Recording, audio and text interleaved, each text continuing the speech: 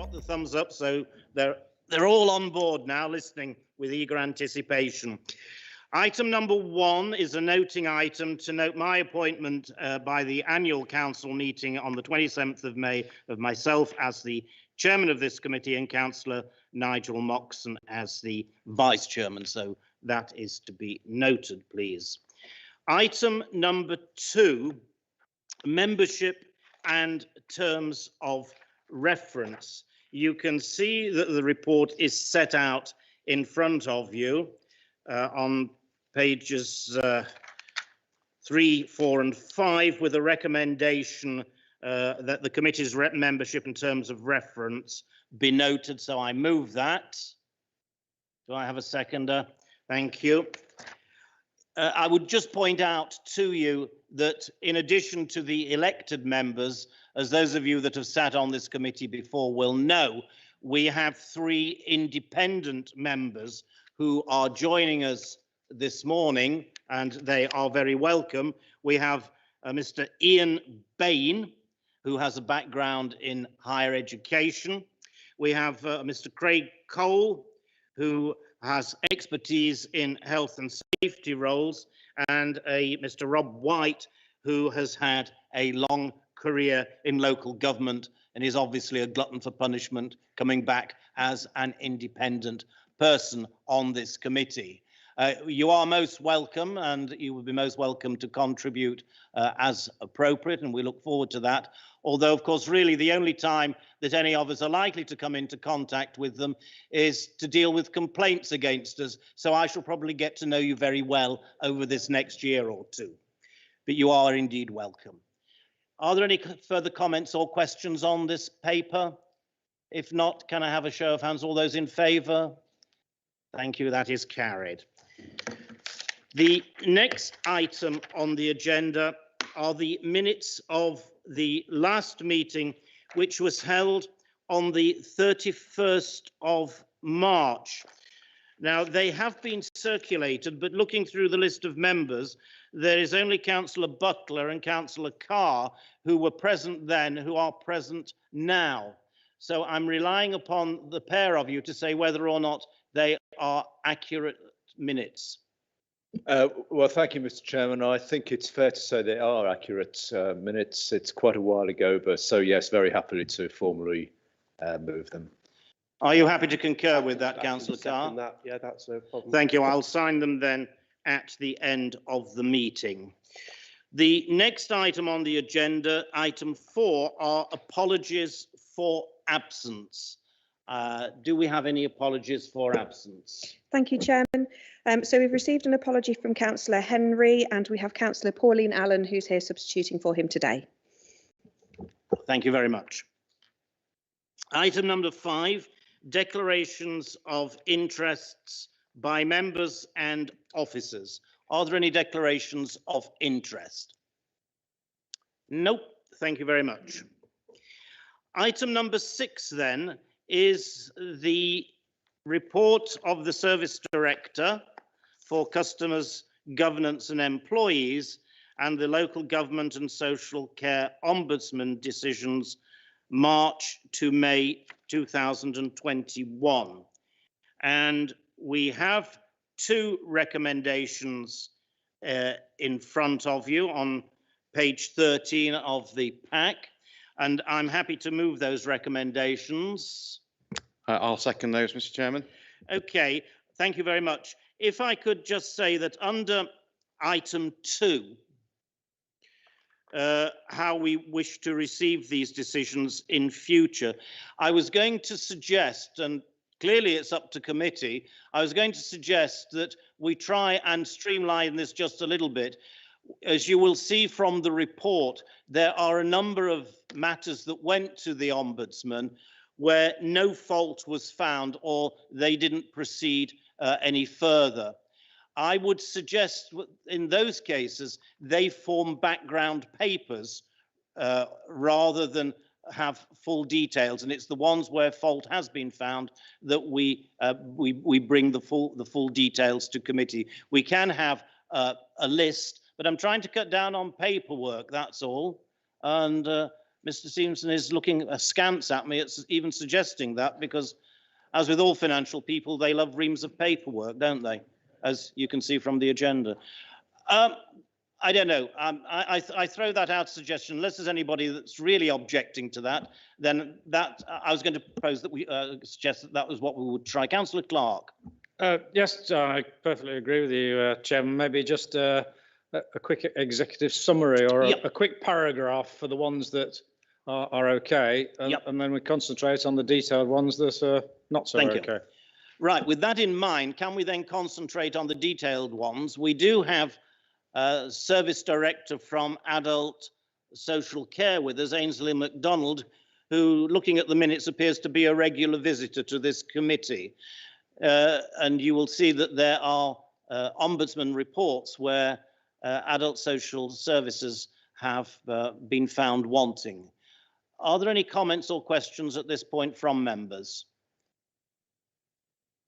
I'm happy to lead off then by saying that there does appear from the reports that we've got in front of us that there is an issue with communication, communicating things to people, to service users, and indeed listening to service users. Would you like to comment on that and say what your department has done, and indeed what your committee has done to deal with those particular issues? Thank you, Chair. I think to put things in context, yes, we do at times fall short of what we would hope to deliver to people in terms of services, and communication has come up as an issue previously. However, given the volume of people that adult social care deal with routinely, I wouldn't consider that we have a high number of complaints and ombudsman judgments that go against us. However, we don't always get things right, and at times, particularly, I would agree that our communication does fall down at points. We have taken steps both with individual members of staff where this has occurred, but also in wider discussions with our teams, within our management teams, and through our sort of professional practice and our professional practice leads. Communication is absolutely critical within people services, and as I say, we don't always get it right, or sometimes we feel that we have explained a situation, but perhaps we haven't explained it in a way that the receiving person fully understands, or they may have further questions to clarify matters. Within the cases that are before you today, certainly, communication does feature. There's no getting away from that. Certainly in the first complaint, that was one specific element was upheld about poor communication, and that was with regards to a change to someone's care package that we hadn't communicated particularly well to the individual. There was no impact on the care that was received, but they hadn't appreciated that there was going to be a change of provider because we didn't tell them that.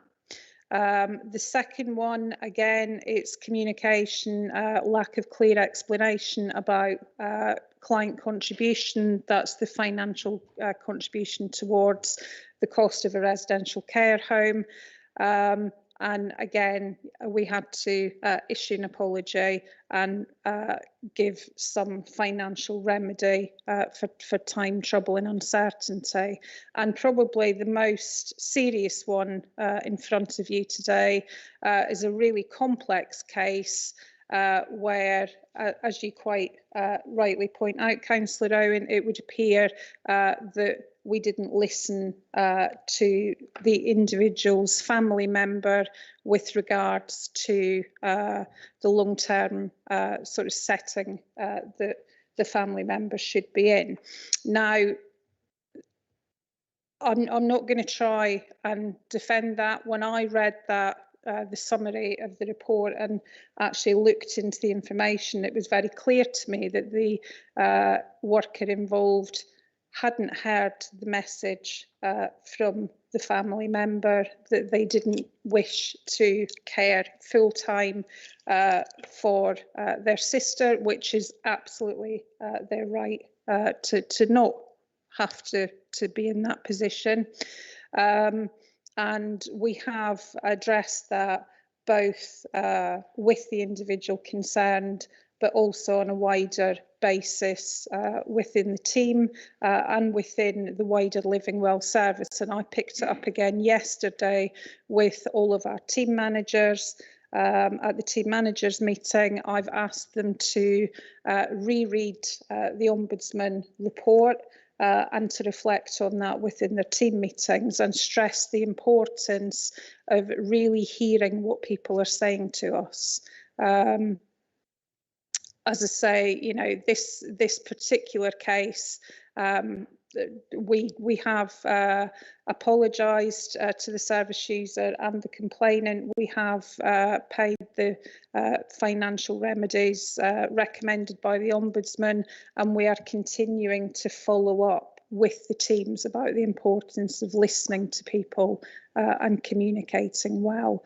But, you know, I fully accept the faults that were found in that particular case. I haven't come across that particular type of issue before, and I'm hoping that it is an isolated case.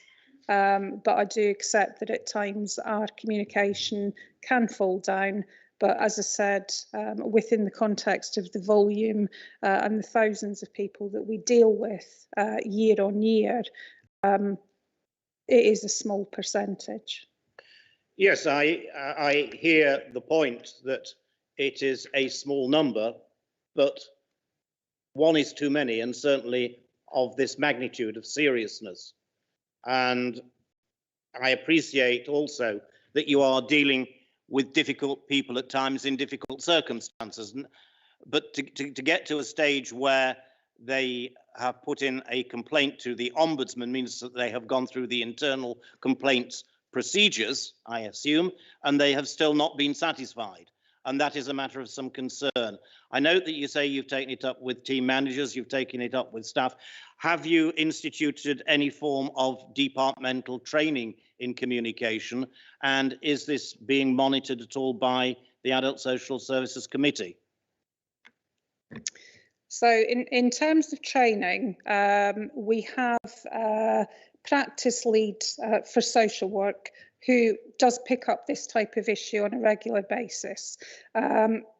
We have mechanisms in place through that practice leadership whereby there is training, there's briefings, there's regular practice newsletters that go out to staff. So we do have systems in place whereby these types of issues are raised on a regular basis, reminders to staff, you know, making sure that the practice is as good as it possibly can be.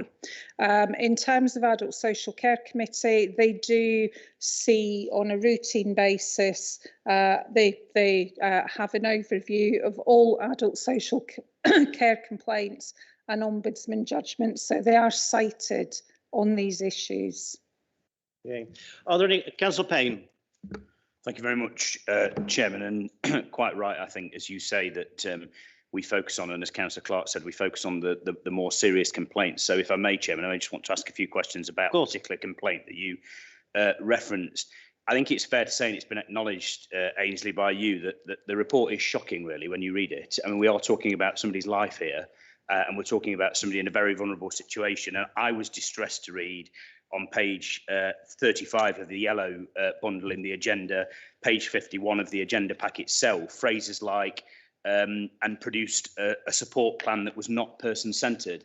This council prides itself on being compassionate, on listening to communities. If we listen to the strategic plan and the wishes of the current administration and previous administration, they talk about being compassionate and caring and listening. And to read something from the local government ombudsman, as you say, Chairman, is essentially the highest place that somebody can go for seeking some reassurance and response to issues. To read phrases like that, I think, is very concerning. And it says in the findings that in the complaint response to Miss X, the council accepted it had not reviewed Miss Y's care needs in 2017 and 2018. So this wasn't an isolated incident. There's a pattern here. So my two questions, Chairman, to Ainsley are: is this a case of human error, or is this something more systemic? Because, as the Chairman said, one is far too many. We're talking about people's livelihoods.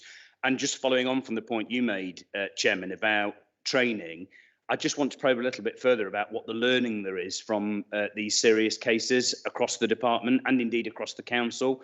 So, does the department take part in any values-based training? Because what we read here in this report is about values. It's about the way in which we're treating people, often the most vulnerable people who rely on our services. And what concerns me here, which I think partly lies behind some of your questions, Mr. Chairman, is there may well be people out there who have received similar service response from the county council who have not pursued this, who have not had the wherewithal to go through the local government ombudsman. And I think it's incumbent upon us, Mr. Chairman, to probe and press in these questions, recognising, Ainsley, the pressure that your department is under, recognising the really difficult job that your staff do in regard to this. But if we don't probe and push and ask the questions around these issues, there may well be people out there across the county who are not willing to pursue these matters through the local government ombudsman and remain silent, but also remain on the receiving end of these sorts of issues, phrases like not being people-centred. So I really do think we need to get to the nub of this, and I think the committee needs to be assured that staff are being trained, that they understand the values that the leader of the council and the administration set out, which is supported across the council, and that we can be assured that when people are being met, vulnerable people, in terms of these services, that we're not seeing things that aren't people-centred in terms of their support. So just the two questions about, is this human error or something more systemic? And just to probe a little bit further about the learning from these things and whether there are any values-based training in the department and learning across the council. And thank you for your time as well, Ainsley. Thank you, Chairman. Okay, would you like to answer those points? Yeah. Just with regards to your questions, Councillor Payne, training is ongoing. We talk about value-based work, looking at people holistically. It's an ongoing. We do have formal training, but actually, it's an ongoing conversation in adults. So this stuff, we are reminding staff constantly. In fact, at the moment, there's quite a big programme of work in adults around strength-based approaches, so that you are actually, looking at all of the assets within someone's life. It is a continual programme of work. Now, in this particular instance, I would say, when I read it, and investigated further, I would say that the majority was down to the practice of a particular individual. However, what I would say is that, we still have to, as a department, we still have to take accountability for that, because clearly, even if it is due to human error or poor practice on behalf of one individual, we as a department need to make sure that that individual has been trained to a high standard. And in that particular case, clearly that wasn't the case, whether that was through, lack of adequate supervision or whatever the reason was, certainly that's not a situation that I would expect to see within my services, and not the way in which I expect my social workers to operate. Certainly being person-centred, we do pride ourselves on being person-centred. It's something that we've always held up as something that we do well, but clearly we haven't done it well in this case, and I'm sure that, you know, there's other examples where people may not feel that we have been person-centred. Now, I think in terms of this particular case, and it continues to be an ongoing and complex situation, which, you know, it wouldn't be appropriate to share further detail of that within this setting. But often we do come up against different opinions about what is in someone's best interest, the level of someone's mental capacity, and what would be the best outcome in terms of meeting their care needs. Quite often, families and council staff don't agree, which can lead to some tensions and can impact on how people feel that their assessment, review or care package has been successful or not, which may lead them to complain. But certainly in this case, as I say, I would say mostly it was human error, but we have to take account of that as a department and accept that responsibility departmentally. Thank you, Chairman.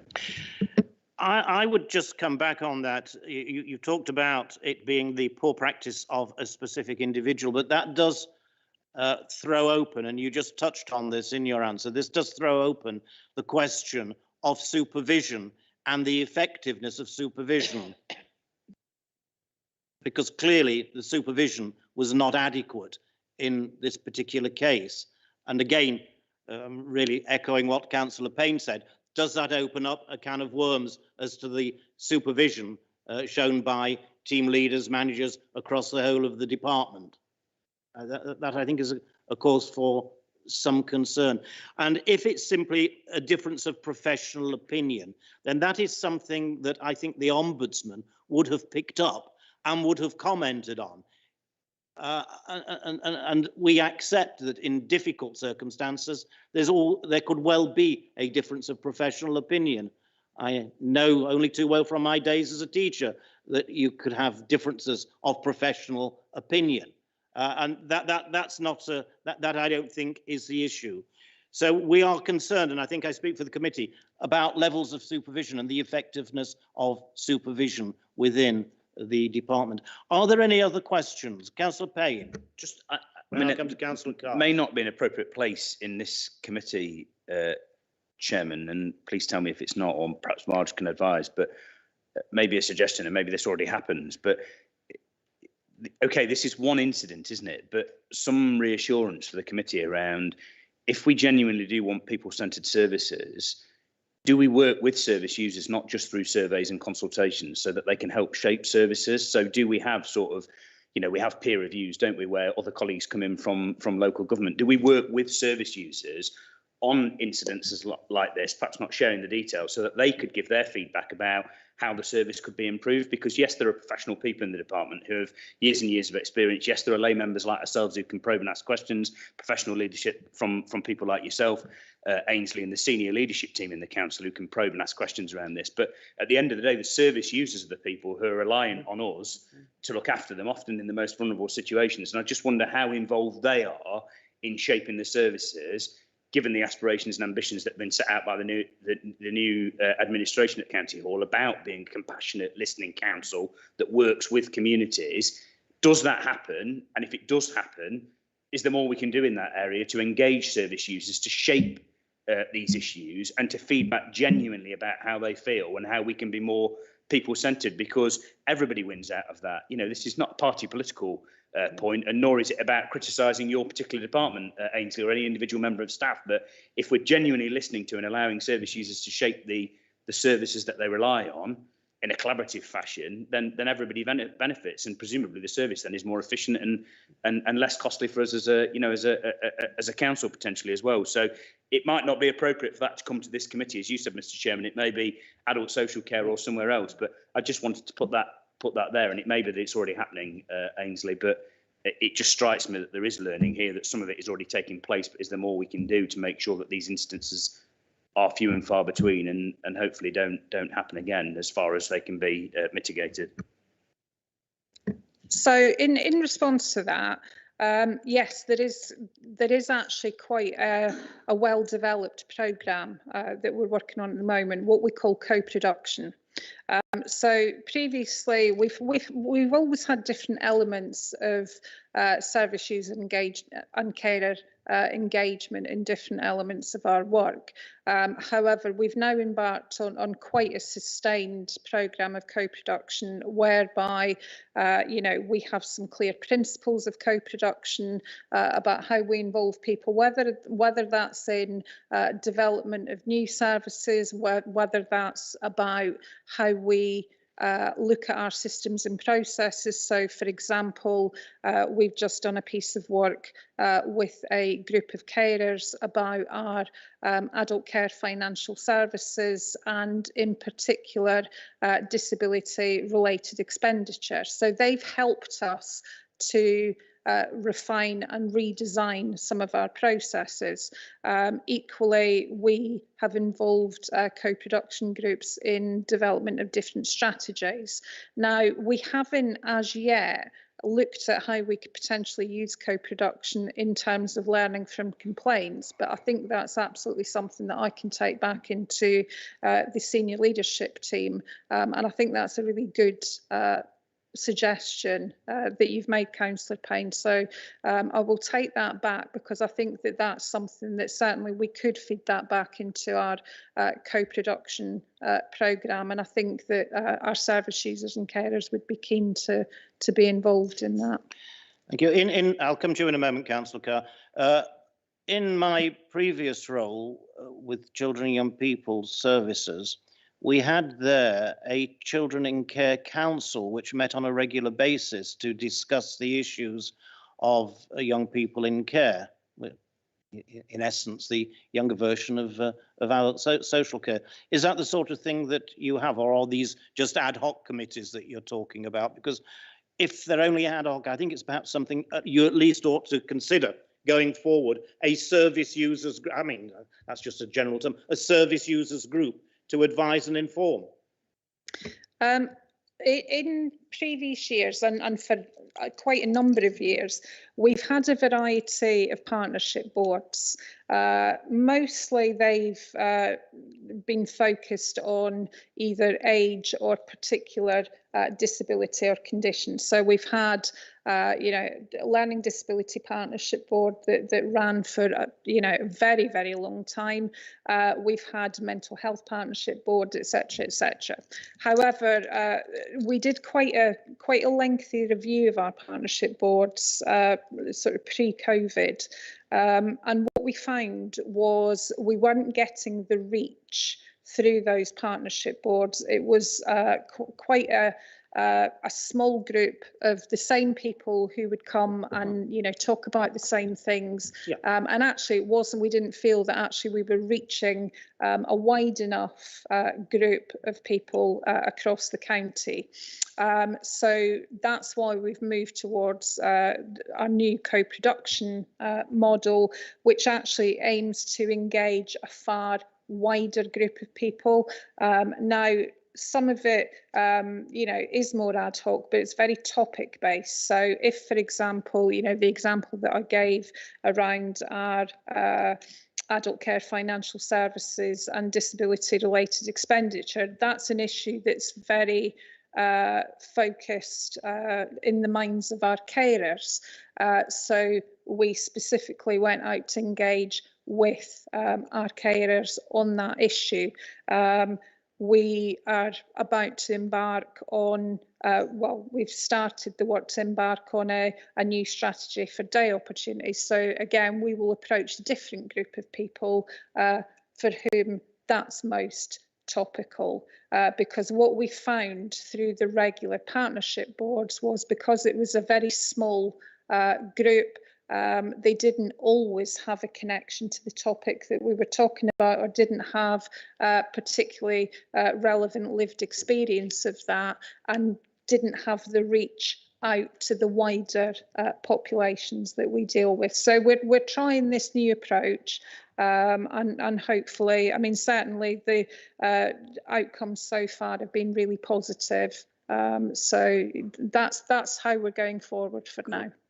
Well, you'll feedback the views of this committee to your people, of course. Yes, Councillor Carr, you indicated. Yes, thank you, Chair. I won't go into the details of the case because that's already been covered. But one thing that does, does concern me is that presumably, because this has got to the local government ombudsman stage, they would have actually have gone through our own internal complaints procedures. Yeah. And given the information that we've got here, I cannot see how this wasn't rectified and dealt with at that stage without it having to go to the local government ombudsman. And I just query, to be honest with you, what happened at that stage that didn't satisfy the parties concerned when it's absolutely clear that they had a very, very good grievance. Yeah, that was really the point I inferred right at the beginning of my comments. Is there anyone that wants to make a comment on that? You would like to?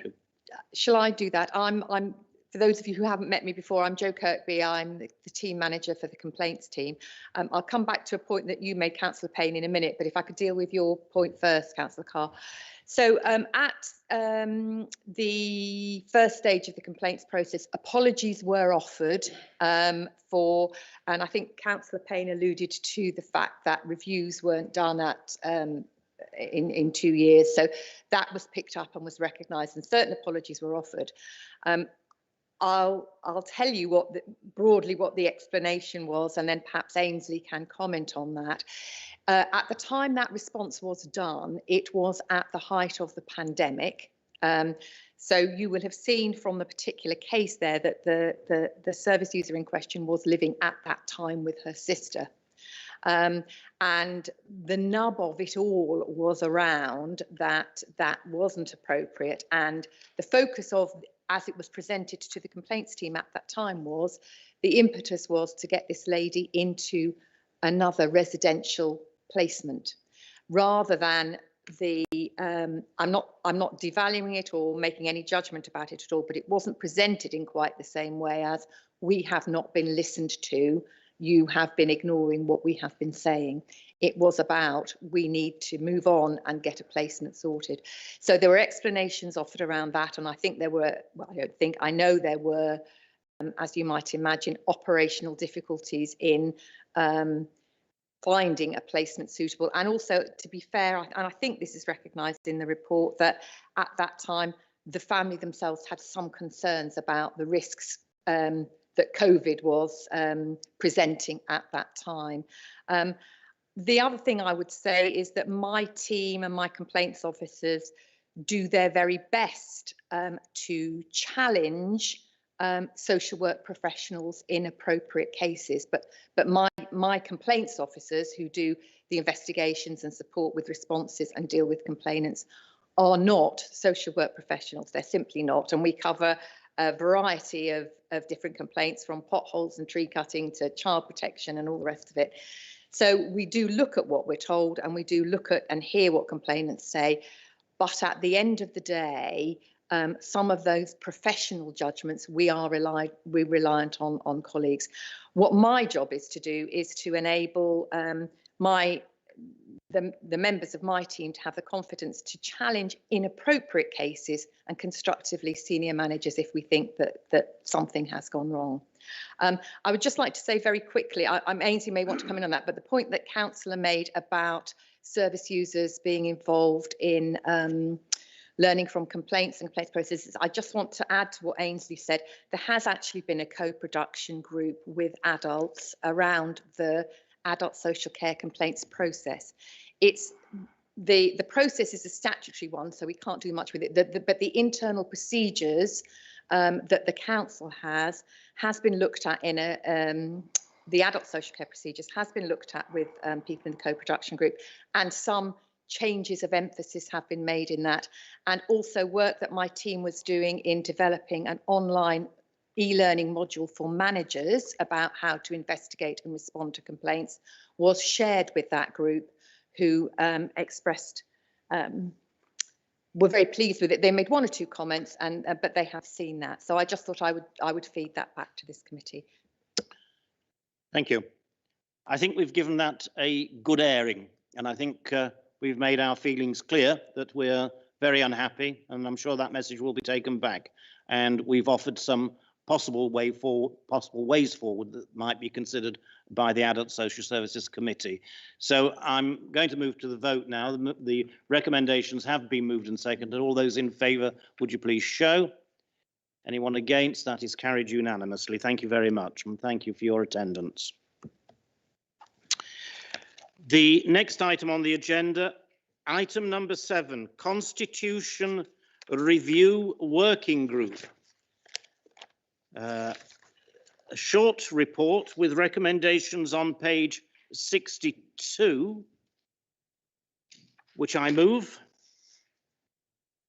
I'll second those, Mr. Chairman. Thank you very much. Any comments or questions from members? Councillor Payne, I think you were just first, and then Councillor Carr. Thank you, Mr. Chairman. It probably seems like quite a dry issue, but quite an important issue, I think, because the Constitution, after all, governs how we make decisions and the involvement, particularly of elected members, but also conduct of officers, etc., and transparency and matters like that. So just 2 particular points, Chairman, really to put on the record. The monitoring officer may want to comment, but just to put on record.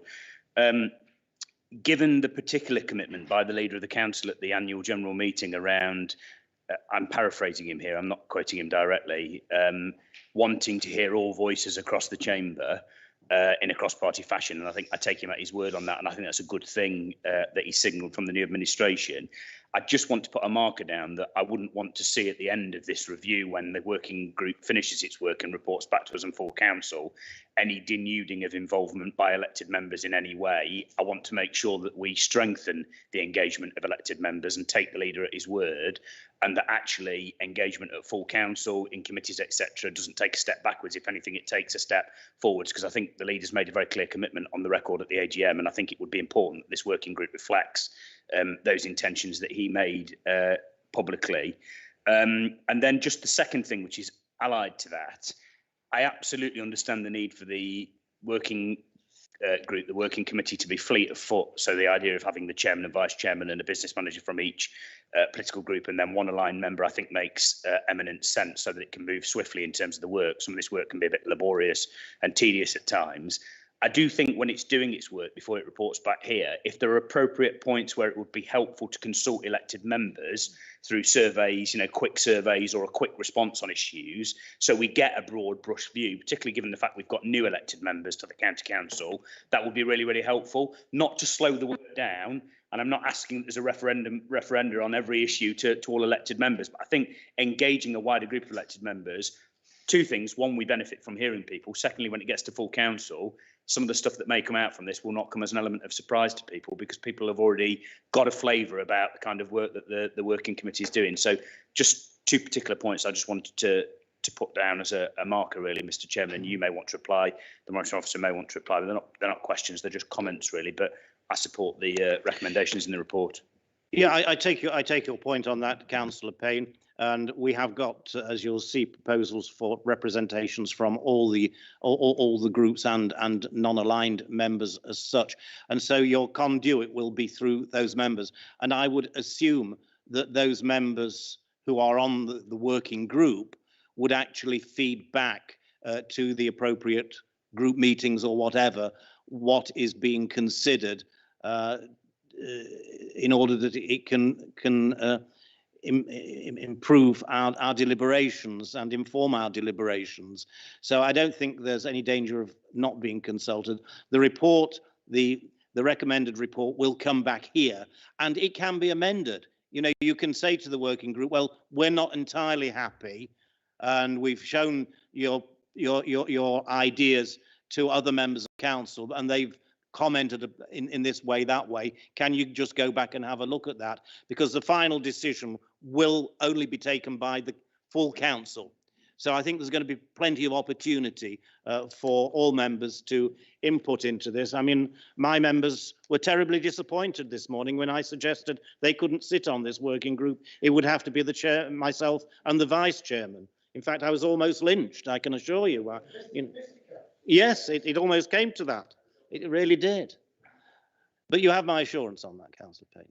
Councillor Carr, I think you indicated. To be fair, Chair, through you, I think they have a point, because Councillor Orton was never on a working group. He made it his position not to be, but that's up to you. I shan't get involved in that. I was never told that. Yeah, no. I blame you for that. But it was always done by the Vice Chair, actually, which was Councillor Sissons at the time. But anyway, I welcome this, because I think now is an opportune time to review the Constitution. I mean, I don't know about other members, but I sense a completely different atmosphere in this newly elected council from the last one. And so it's an opportune time, because we did take some decision. I was on the last working group, and I am more than happy to be part of the new working group, given that I've got that experience.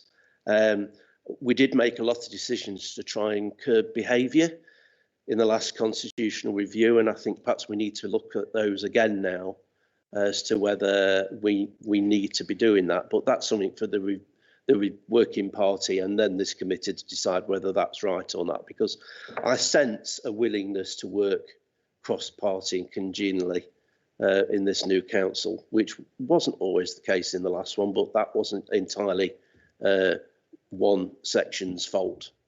So I'm very happy and very willing to support this and very willing to take part. Thank you very much for those comments. In that case, can we move straight to the vote then, please? All those in favour? Anyone against? No, thank you. That is carried unanimously.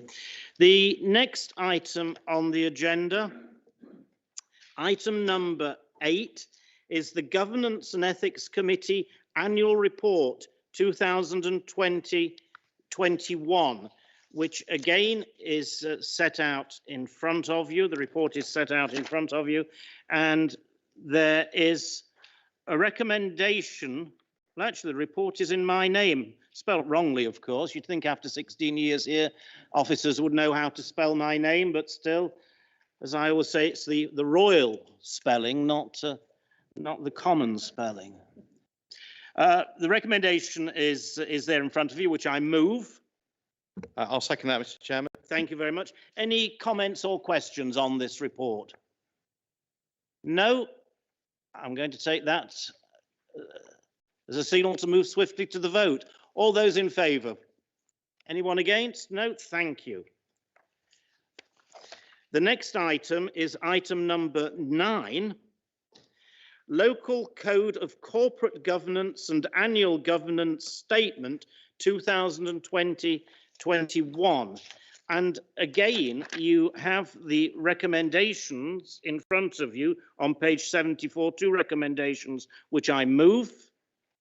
I'll second those, Mr. Chairman. Thank you very much. Any comments or questions from members? No, in which case, can we move to the vote? All those in favour? Anyone against? That's carried. Thank you very much.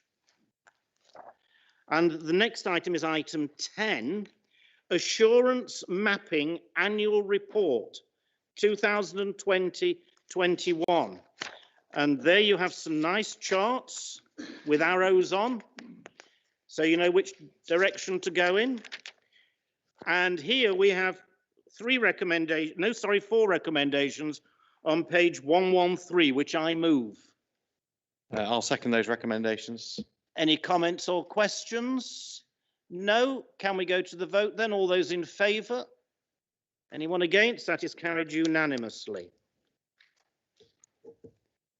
Now we come to item number 11, which is the Head of Internal Audit's Annual Report for 2020-21.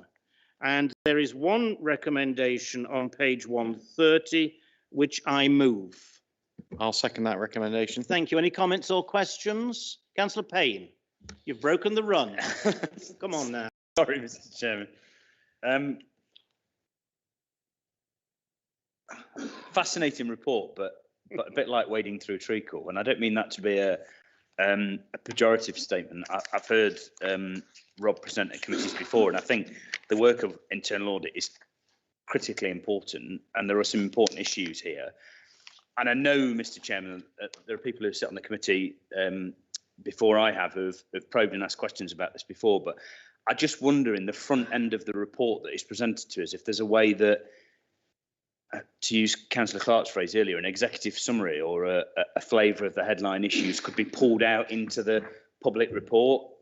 Mr. Chairman, I think, made a remark about hundreds of people watching this committee across Nottinghamshire at the beginning, and I'm not sure they are doing. But if a member of the public, you're a prize draw, Mr. Chairman, for them. Well, exactly. That's what I thought. Yeah. If a member of the public did want to read this report for whatever reason, and there may be a reason in the future where somebody does. It is quite a tedious report, the lion's share of the report, and some of it is quite difficult reading. I had to go back and read it 2 or 3 times to get my head around, one or two of the points. So I just wonder if there's a way of, although I'm conscious in asking that question, does that then place a burden on you, Rob, of picking out what's more important and what's not into the front of the report, and does that create a perception problem? But I just wonder, I don't know whether it's through an infographic or whether there's a way of pulling out the headlines from the lion's share of the report into the front end of the report. But other than that, Mr. Chairman, I support the recommendations and thank Rob and his team for the work that they're doing, because the internal audit is absolutely crucial for the organisation. And as I say, I've heard you present a number of times, Rob, and always been very, very impressed. And this is an impressive report. So I just seek to make that point about whether we can improve the way in which it's presented. No, I think it's a perfectly valid point. And would you like to comment on that? Yeah, certainly. Thank you, Chairman, and thank you for the question, Councillor Payne. I'd be happy to do that. I mean, I think made a small attempt at doing that in the cover report in the sense of that I've just included there a rationale for how I arrived at the opinion for each of those different elements, but I'd be happy to build on that further and to pull out some key elements as you suggest. And maybe if in the course of the year, because we've got a full year, I guess, to do this, that sort of draft up some ideas and float them around a few members of the committee. That would be helpful to see what would work best for you, because ultimately, it's for your benefit of the committee. You're the ultimate receivers of the assurance from me. So I'd be interested to engage with you further on that. I think that's an excellent idea. I'm surprised you found it dry, Councillor Payne. I couldn't put it down. It was wonderful. That's what all my members said as well. Yeah. We wondered what we'd done to be put on this committee to enjoy ourselves so much. But I'm not going to go there. Right. If there are no further questions, we've had the recommendation moved and seconded. All those in favour? Anyone against? No, thank you. That is carried. Item number 12 is the Statement of Accounts 2020 Accounting Policies. Well, there you are. Perhaps, Councillor Payne, the same would apply to this report as well. I'm not sure whether the same applies, but this just strikes me, Nigel, as a really important report.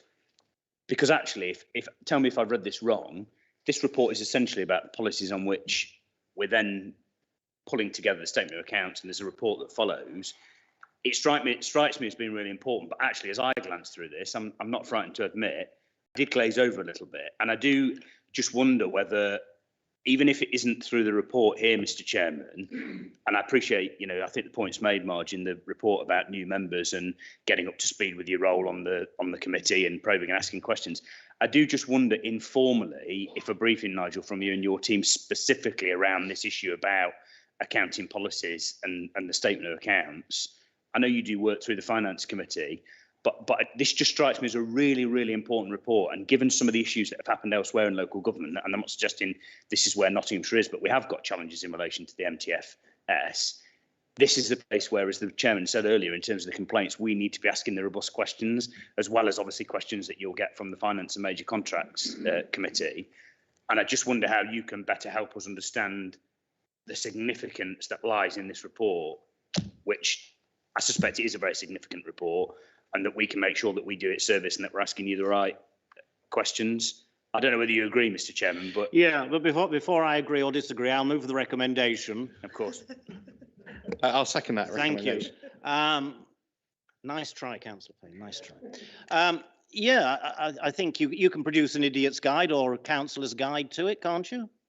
Well, what we've done in the past, as the statement of accounts comes, we've actually done a presentation to members to actually help you understand or exactly do exactly what you said there, Councillor Payne, in terms of look at what you are, apart from Glenn's fantastic spreadsheet of what is his favourite accounting policies, or I think we'll do what we can for the September committee to actually do a presentation to say these are the key areas that you ought to look at.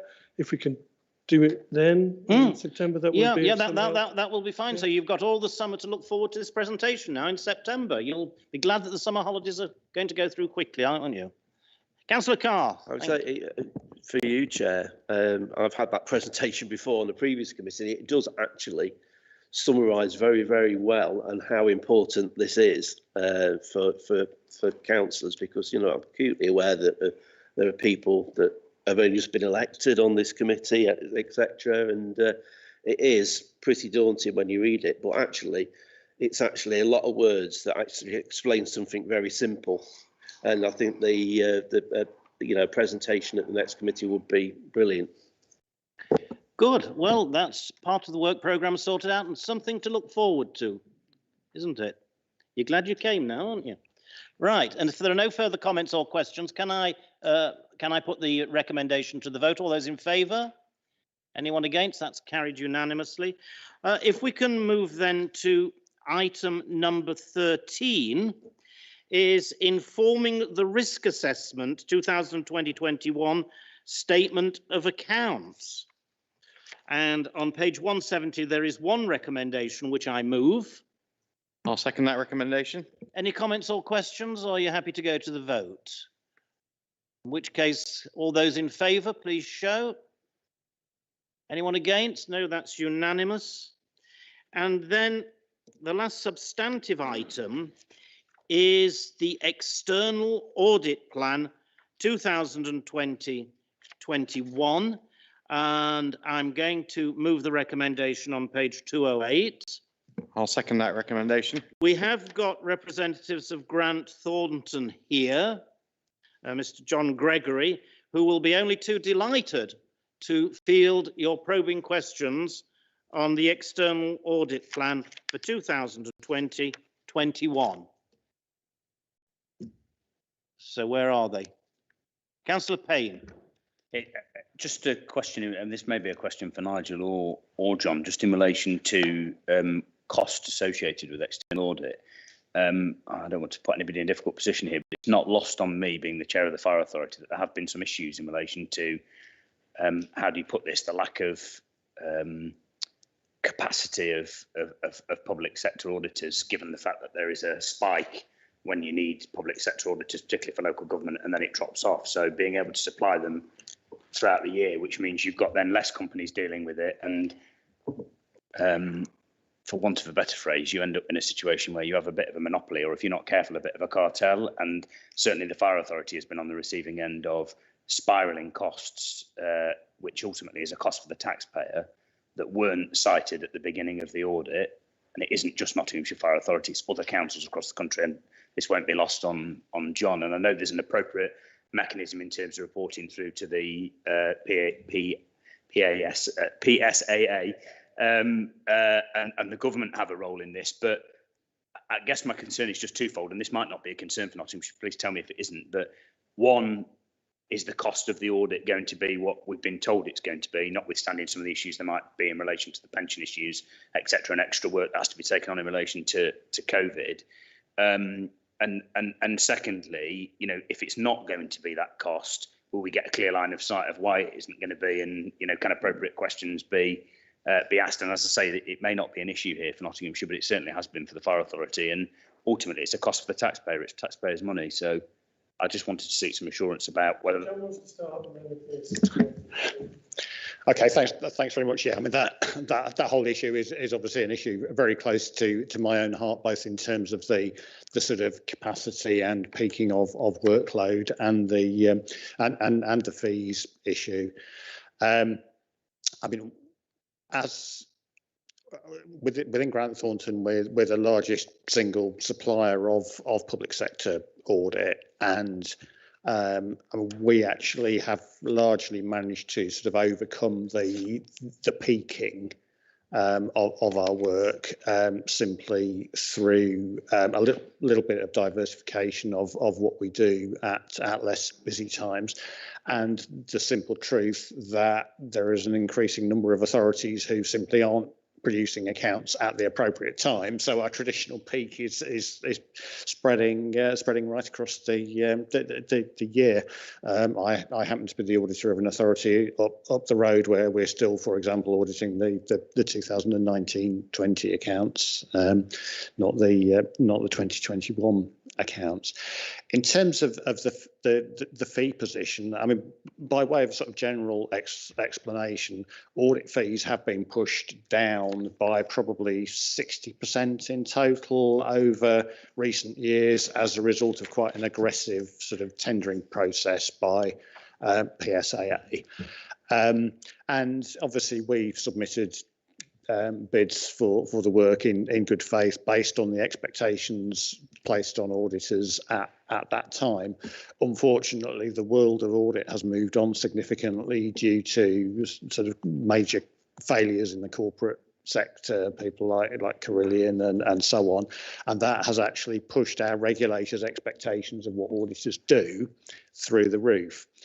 In an ideal world, we would have much preferred it had PSAA actually sort of agreed blanket national fee increases as a result of this, but for whatever reason they haven't done that, and they've left it for us to negotiate with individual audited bodies. At the same time, of course, the government, on the back of the Redmond review, has agreed to put in £15 million to the top of the system, but it's not yet clear how that's going to filter down.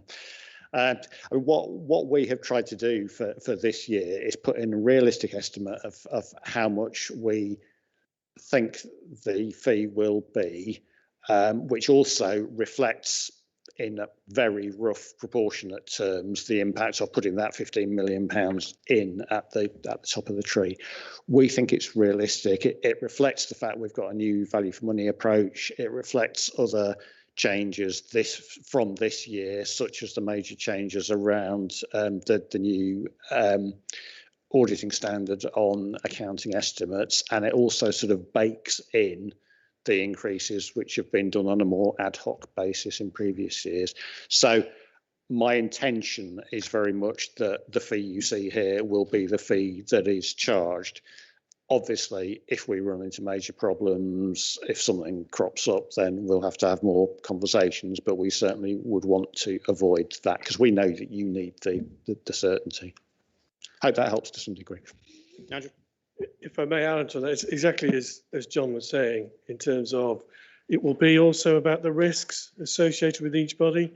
And thankfully, I mean, I've been involved in the accounts process for this local authority since probably about 2007. And I've made sure that we've had very good of our statement of accounts, and that has considerably lowered the risk into this organisation to some of our other authorities not that far away from us in terms of what they've been attempting to do. We've not gone anywhere near there. So, but it will be, as John says, it'll be an element of if they discover something through the audit, then they'll be right at my door asking for, well, this is going to cost us some extra days. This is going to cost us some extra to do that work. And also that has to be cleared through the PSAA anyway in terms of contract variations. Thank you. Okay. Thanks. Yeah, I mean, the 2 points I'll just make in response, Mr. Chairman. I welcome what John says, and I think the idea of a realistic fee up front is really helpful, because I think the issue for us as elected members, if that isn't presented, is you can end up in a breakdown of relationships really between external auditors and elected members, because quite rightly we have members of the public asking us questions about how we spend their money, and if you've got a fee that's set at 20 grand, saying it ends up being north of 90 grand.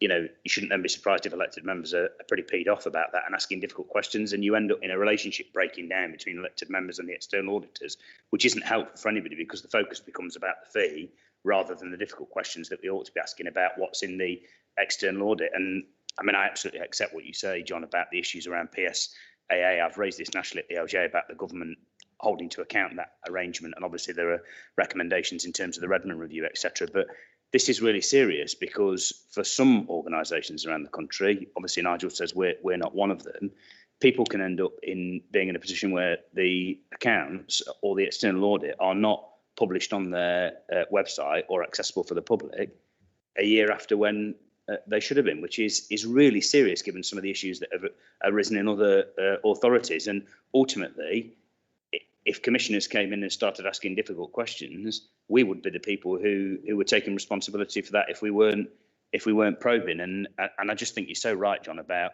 why on earth they drove down fees and costs a level that was never ever going to be met, given the capacity issues. I just think is outrageous. And I think part of the problem is, as I say, very few companies, a lack of broader competition. But I'm assured by you, and obviously I appreciate the points about risks arising in year. But you know, I've also seen auditors pull out the bag. Well, actually, we did some extra work on the McLeod issues in terms of the pension. Well, anybody who didn't think that McLeod was going to arise, given the fact it's been an ongoing issue for 4 or 5 years, I think is pretty outrageous. So I accept what you're saying about work arising in year, but I just would want to be assured that that is the only scope where we're going to see an increase in fee, because it's taxpayers' money at the end of the day. But thank you, Mr. Chairman. I'm assured by what John and Nigel have said in response. Good. Okay. Nothing further. Can we move to the vote then? All those in favour of the recommendations? That's unanimous. Thank you.